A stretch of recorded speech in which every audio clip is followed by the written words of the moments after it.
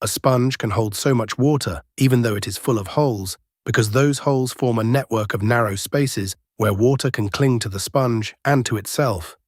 This creates capillary action. Water is pulled into small gaps and much of it stays there instead of simply falling straight through. That is why a sponge behaves so differently from a plastic cup with holes in it. A cup has large open paths for water to escape. A sponge has many much smaller passages and surfaces packed closely together.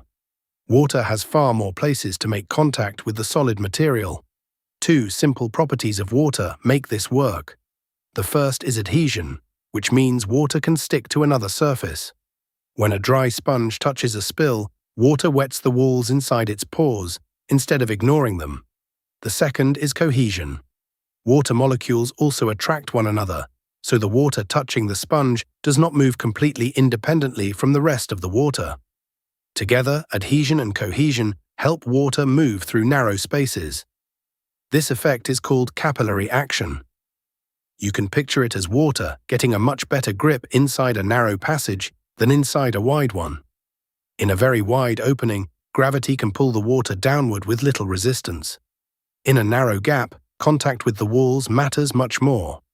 Surface tension also helps the water form curved surfaces inside those gaps, adding to the capillary effect. This does not mean the material of the sponge is irrelevant.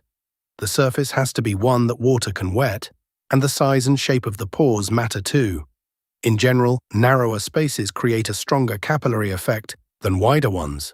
So the sponge works because its material and its porous structure work together.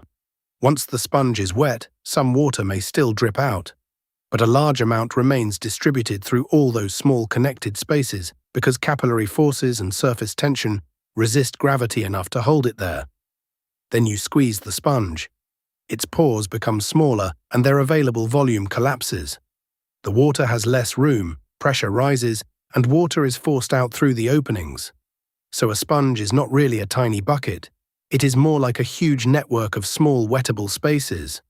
Water sticks to the walls, pulls on other water, and is held throughout that network by capillary forces.